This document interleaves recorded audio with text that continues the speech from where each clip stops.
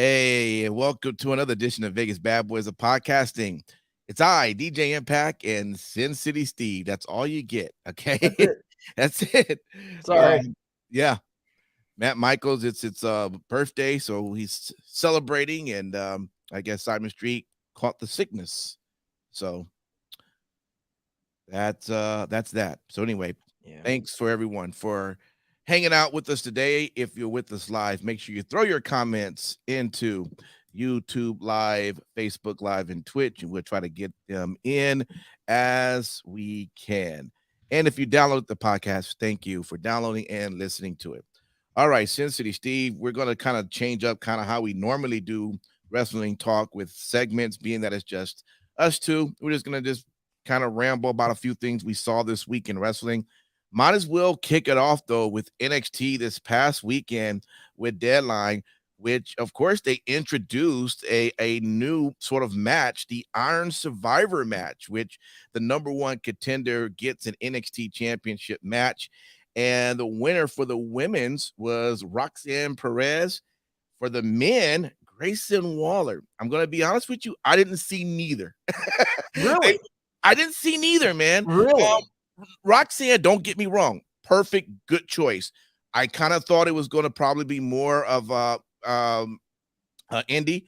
I thought maybe she was going to kind of be the one that was going to kind of squeeze her way through there, but Thankfully I'm okay. not. I know, but yeah, Roxanne. I mean, and then with Grayson, dude. I mean, dude, he's ready. Oh yeah, ready. I didn't see that one, and that's only because I wasn't thinking like I wasn't thinking in the corporate TV manner. I was thinking of a fan. As a fan, I was going, Carmelo is going to win this thing, not thinking, wait, okay, yep, exactly. Braun's a face. You're not going to do, So I didn't think about that. But how they did both of those matches was great. I thought this was a cool way to introduce a new match for this event. What was your take, man? Did you have any shocks? Did you know this is how it's going to turn out, or what was your take overall? So realistically, I mean, out of the people that were in the match, in all seriousness, I don't follow the NXT product week to week. However, I did get to watch this show, and I'm very glad that I did. I just based on the contenders, who the champions were, that kind of thing. I assumed that you would have to have a babyface winner and a heel winner. They're not going to do two baby faces winning, two heels winning. Right. And then also, you have to look at who the champions are. So I obviously you have to have a heel male winner and a babyface female winner. Yeah. And so, I mean, they did everything perfectly. I thought that they built the drama in the first match where, not too many decisions were given out, like each person had one for the majority of the match. That's right. And then in the men's match, you saw more falls. So things were a little bit quicker, more and more spots, things of that nature. Yeah. But honestly, I think that there was more character development in the men's match. If you look at what happened with Axiom, what happened with JD McDonough, it definitely says something. And I really am coming out of this show wanting to watch the NXT program. So nice. That's working as intended. I do agree. I think this was a strong showcase for Axiom.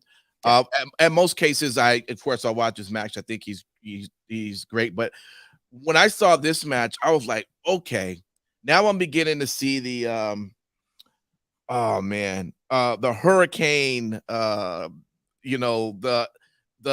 Nikki ASH, that type of thing that they can do with him, which is like perfect for kids, of course. Yeah. But hopefully they don't make him like as corny as those. Honestly, I don't think they're going to do now. Yeah. If our guy was in charge, Mr. McMahon, then it would be, of course. But yeah, He'd be But doing math problems down to the ring. right. But they really showcased him. And then McDonough, yeah, man, but why can't they give this guy a win? Almost for anything. It's like every match. I've been telling you how he's really showcased himself for me. I mean, he is got star written all over him. Oh, yeah. But you wouldn't think that when every match he seems to be in, if he's not winning or he's not even getting any falls in this match. Where am I missing with McDonough? I think that what we're seeing is the origin story. Okay. I think that, realistically, it stood out like a sore thumb that he was the only one in the match that didn't get a single victory. He didn't pin anybody. Right. And he was everybody else in the match had 2. Yeah. That's the thing.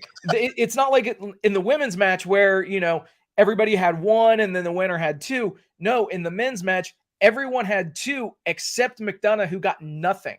Right. So I'm hoping that they're going to use this as essentially an origin story, peel him off into a new direction of a character, and let him run with this.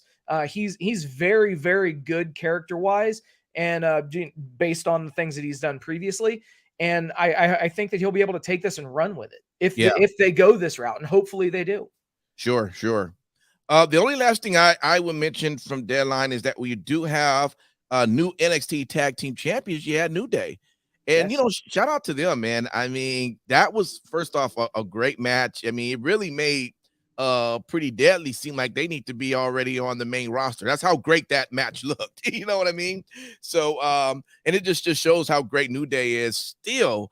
I mean, I'm not surprised at it, but I mean, just it was just such a great match. And it's great to see that they have now added another title to the notch of all the titles that they have won. So I'm interested to see where this goes from there.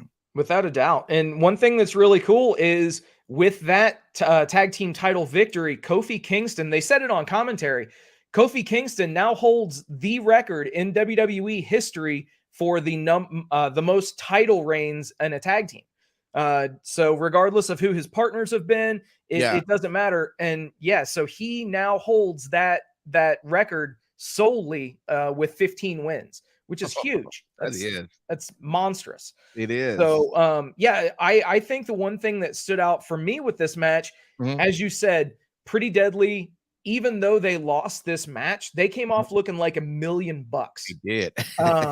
And quite honestly, we saw what was done when they sent a main roster talent down to NXT that they weren't doing anything with in Dolph Ziggler.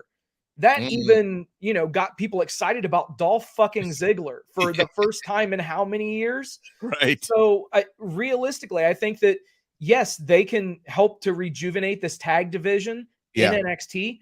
And that was one other reason why I'm excited to see an NXT show, is to see the New Day and how they're going to fit into the landscape of things, and hopefully bring a lot of these other teams along. Right. Absolutely. Overall, I thought Deadline was great, man. I don't know if you have any other highlights you want to mention on the show, but I mean, that right there was overall it was a well put together show. Without a doubt, man. Yeah. We gave it a lot of I gave it a lot of criticism on, all the different rules and everything like that. Sure. But in action, it flowed. Everything flowed. And there was no kind of quirkiness with it. Right. I even, I like the fact that they mentioned on commentary the strategy of actually wanting to be in the match from the beginning. That way you could earn the most falls and things like that. It definitely is a good kind of approach to what we usually see. So good on NXT Creative and the people that put those matches together. Absolutely. Over to Raw, I wrote down a lot, but I would say probably the things that really stood out to me during that was the Bobby Lashley and Seth Rollins, the face to face. I really like this kind of build that they're having between these two. It really seems like it's a really good rivalry. It's really selling the idea of, man, they really want to tear each other apart because they want to get this, title eventually. And it's going to be interesting to see where it goes. But that was one thing that really stood out. Another thing, Solo Sikoa ripping Riddle a new one. I thought that was pretty telling as well. And then just walked away like he just didn't do anything. Yeah. They're continuing to build him up, man. They are. It's awesome to see what they've done with Solo on the main roster, especially. Yeah, absolutely. But outside of that, I didn't put too many other things. I mean, it was cool to see Akira Tozawa have a match. Of course, he lost to Dominic, but I like Akira. It was good to kind of see him into a match. But I mean, overall, Raw was good. Of course, they had 2 triple threat matches. Alexa Bliss won hers, and Bailey won hers. So as they continue to I guess work their way to this weekend show. Man, we don't know how it's going to end up ending. Just going off of that, it leads me to believe that they're going to have, Bianca versus Bliss at the Royal Rumble. Mm-hmm. And who knows where they go from there. But obviously, they've been talking for a while that that women's match over on the Raw side is going to be Bianca defending against Rhea Ripley. So it'll be interesting to see how they get there. And the Royal Rumble is always a fun event to watch. So it's good to see that we're working our way toward it for sure. Yeah, I mean, we only got and by the way, it was funny you mentioned Dolph Ziggler. He actually made an appearance back onto Raw again as he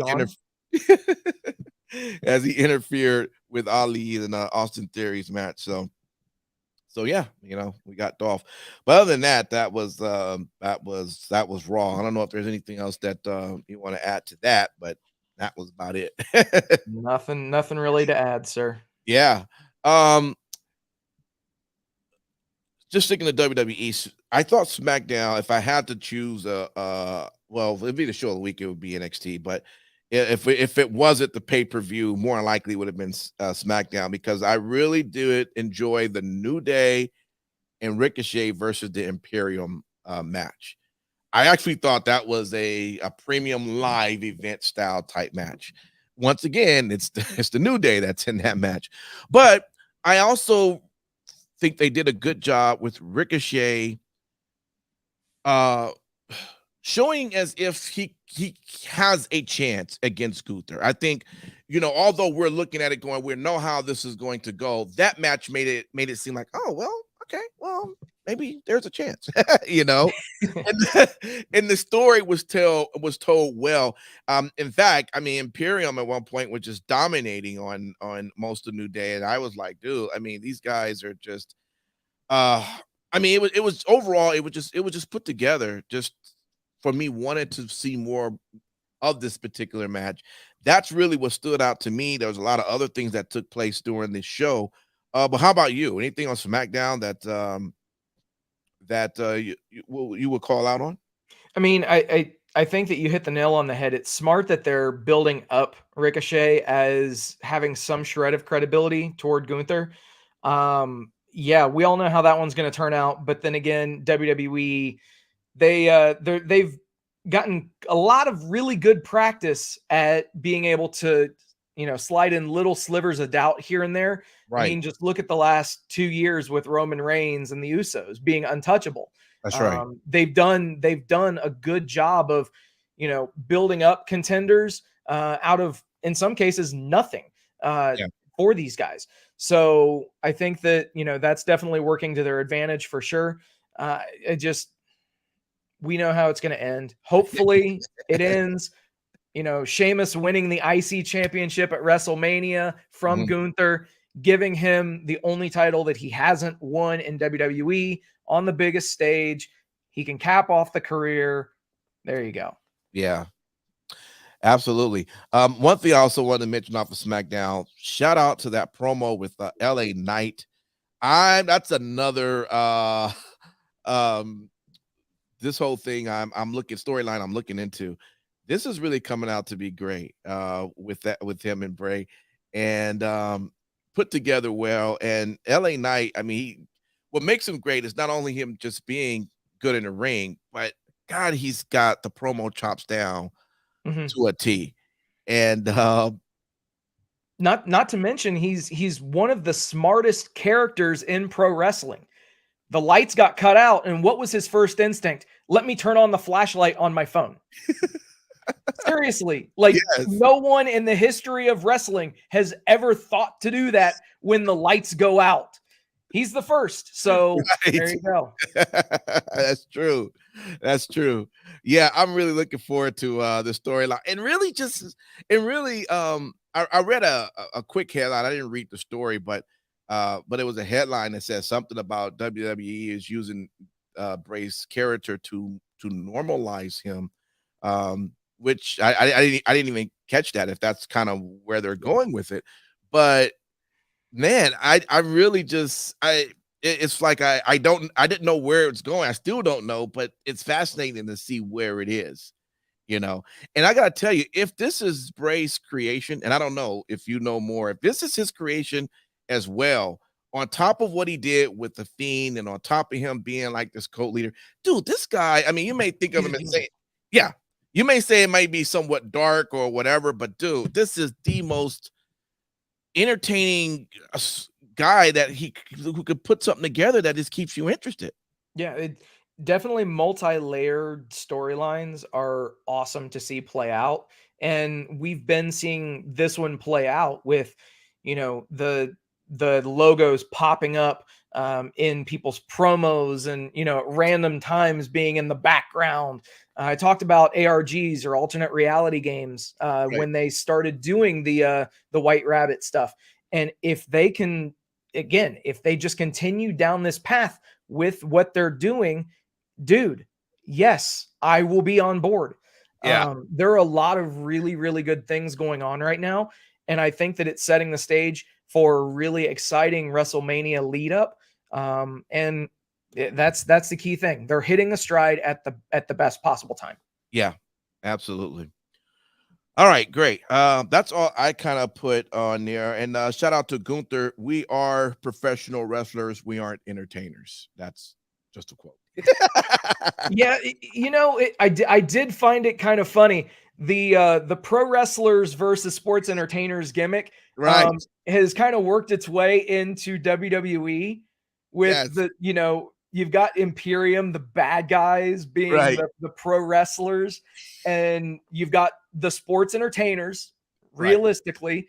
Yep. The New Day, they're amazing wrestlers, but they're going at it from a sports entertainer kind of an angle. It's really funny to watch the inverse of the BCC JAS feud on WWE TV. Yeah, absolutely. Absolutely. That was the first thing that came to my mind. But speaking of AEW, man, let's jump right into it. Is there anything you want to call out on that show, that Dynamite or Rampage, that caught your interest? Is there anything I want to talk about? Well, not the whole show. I know, but so first off, Ricky Starks won the Dynamite Diamond Battle Royal to kick off Dynamite. Mm-hmm. To be honest, I was not happy about him winning this diamond ring opportunity at the time that it happened, in the moment. Yeah. But then the post-match promo happened. Yeah. Did you happen to see it at all? I haven't. Bro. It's recorded, but I haven't watched it.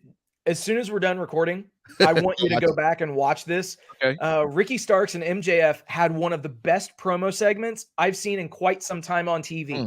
Okay. Seriously, no matter the promotion. Got you.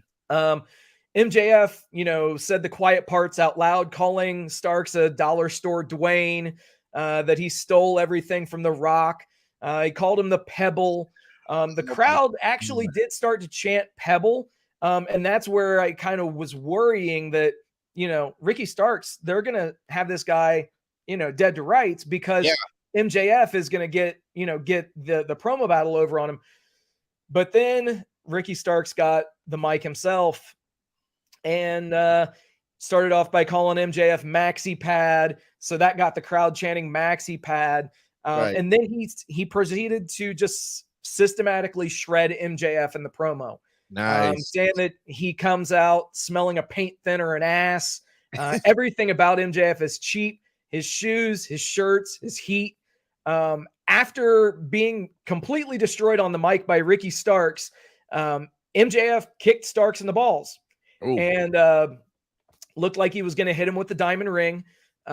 Starks reversed his way out of it and hit MJF with one of the most interesting looking spears I've seen. It wasn't your normal like gritty like football spear. It was like he soared through the air like an anime character almost and took him down. It was a really cool kind of a spin on the spear. Yeah. So yeah, massive reaction. Ricky Starks holding the title up as they went to the commercial. Excellent job done by everybody involved. Ricky Starks is fucking over like Rover. Yeah. Crazy reaction. We did get some explanation from Regal for why he did what he did to Jon Moxley. He said that he had one last lesson to teach Moxley, and that was to always watch his back. But then if you remember what happened, he allowed MJF to stand behind him in his last appearance on AEW TV and clock him in the back of the head. Right. This just fell on its ass. It sucked. And I'm glad that they did try to tie it up with something, but there was just no way to tie this up. It was not good. Thankfully, though, they are all on their way to doing other things, which is great. We did get the Acclaimed defeating FTR in the main event of Dynamite. In all reality, this match is one of those marquee wins for the Acclaimed. 15 minutes of back and forth action. I think that it goes without saying that these guys just on the paper are going to bring it every single time. But they did. They absolutely crushed it. And the match was clean. There was no sort of bullshit chicanery, no outside interference, anything of that nature. Plus, after the end of this match, we got the announcement that FTR were going to be defending their ROH World Tag Team titles against the Briscoes in a double dog collar match at Final Battle, which happened on Saturday. Oh, wow. Okay. Yeah. So, nice. That was a really solid event too. But I don't know if you wanted to talk about anything else in the meantime or whatnot, but. No, so that was pretty much Rampage. Was there anything on Dynamite at all, or? Well, so that was all Dynamite, and then so Rampage, yes, that's what I meant. Sorry. Rampage, Moxley defeated Konosuke Takeshita. It's really a shame that Michaels isn't on the show tonight to talk shit about how much Moxley bled in this match. Now, I don't know if it was because of a hard way kick. Because it was right after he got a really kind of a stiff kick from Takeshita that just may have opened him up. But yeah, dude, like typical Moxley Crimson Mask for a match that was watched by maybe 300,000 people. Anyway, the thing is, going into Final Battle, Tony Khan mentioned that he was going to change up how he was doing things on Rampage and that they were going to use some of the analytics that they have been acquiring. And the people that actually drew in the Rampage time slots were going to be the people that he featured on Rampage. Okay. So thus Moxley and Takeshita, both guys have been on the show. Both guys, have increased numbers while they've been on the air on Fridays.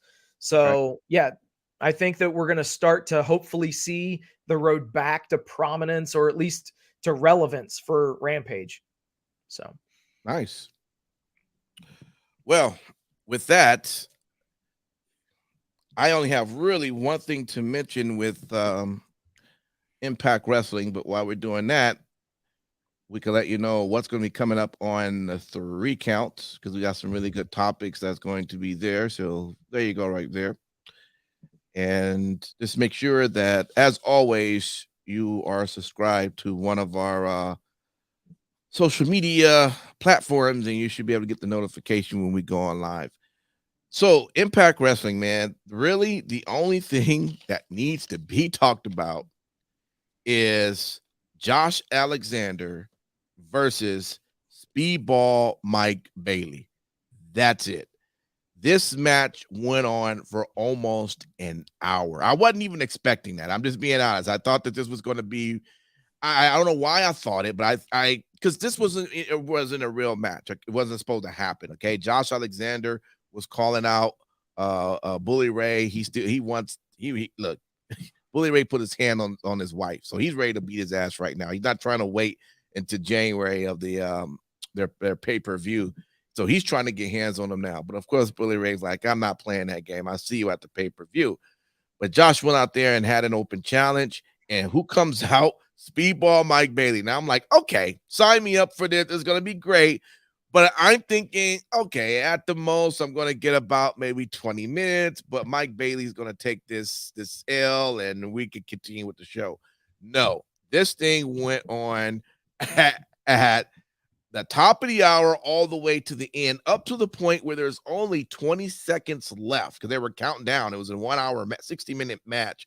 20 seconds left before Josh Alexander used his finisher twice on Mike Bailey. But guys, you had no idea where this was going to go. I knew more likely Josh was going to win, but Mike is just so dope that you're like, what's going on here? You know what I mean? Yeah. That is definitely, if I had a too sweet for the week, that would definitely be it.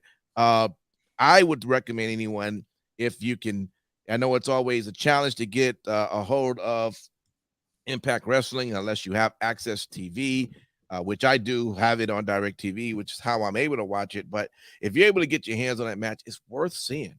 I mean, it's a phenomenal match.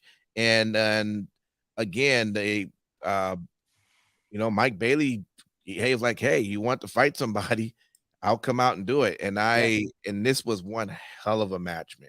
Hell yeah, man. One thing that's awesome, and it really is kind of cool that this happened. Back in May, if you'll remember, Josh Alexander wrestled Mike Bailey, and it was the first time that they had ever done it. They wrestled here in Vegas as part of the the Double or Nothing weekend on a Wrestling Revolver show.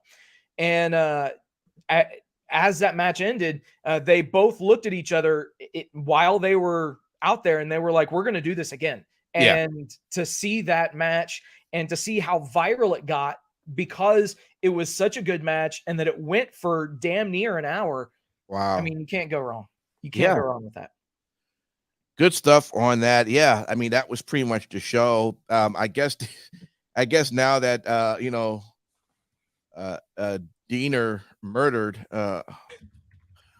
Eric Young, he's now going to be the leader of this, of the new group. I forgot what they call themselves, but what's interesting about these guys, as I was watching the show,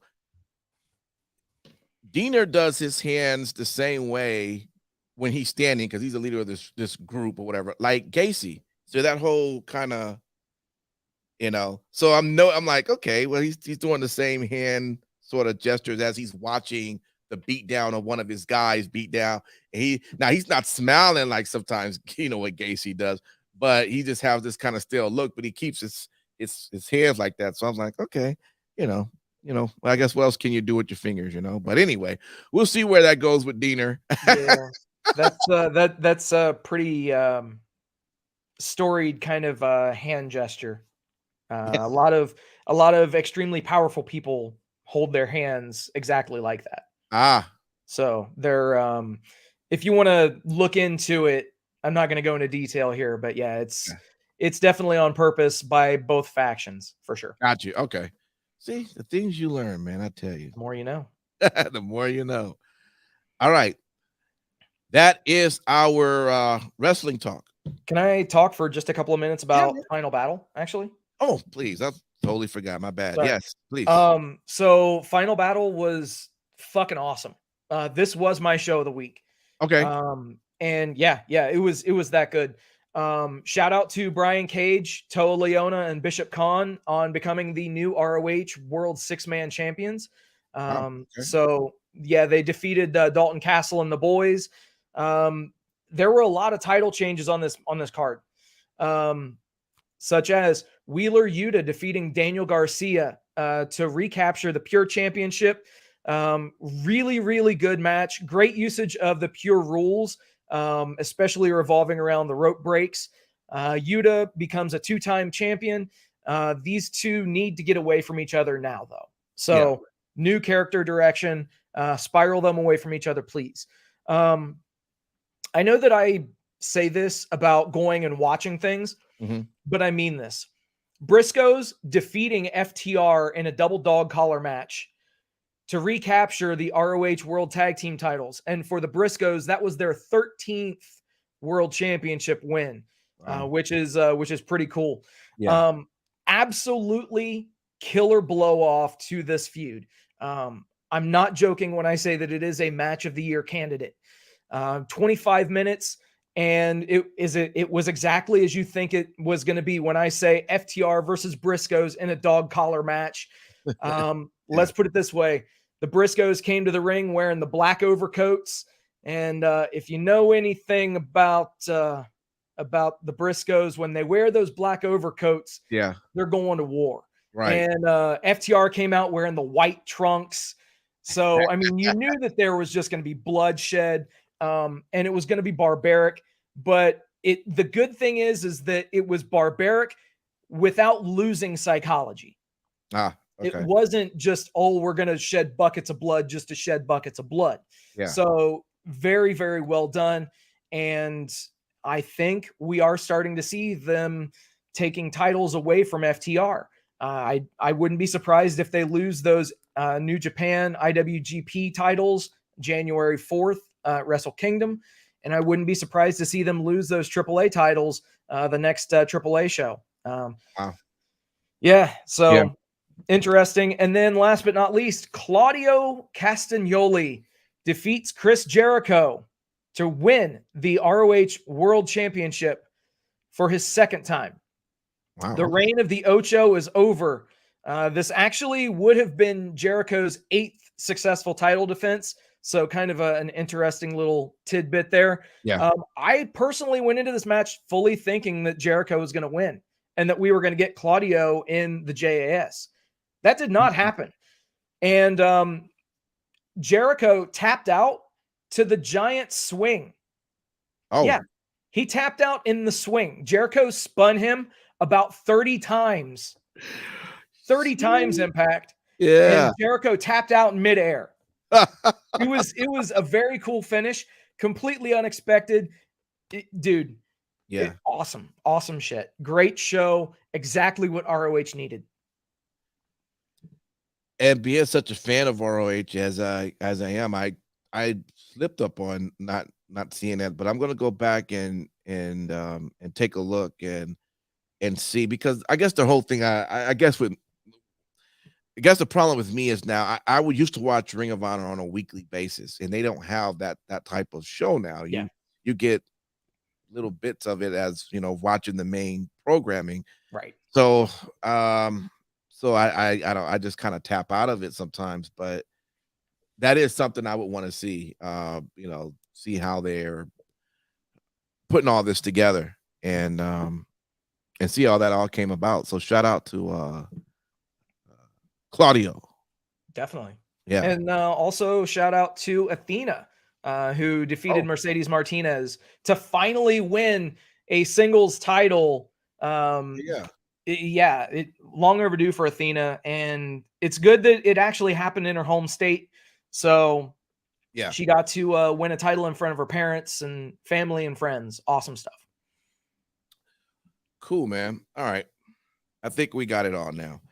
That is going to be our wrestling talk for the week. Our 3 count, again, it's coming up. If you're watching us live, make sure you jump onto that. If you won't be on live, download Tuesday's episode as we going to talk about a few things. I know Sasha Banks is in the story, and I think actually ROH is actually going to be in that story as well. and then we're gonna boast on ourselves a little bit. So you know, but make sure you tune in and listen. All right. Until then, we will see you guys next week, and hopefully the whole crew will be back. All right. Peace.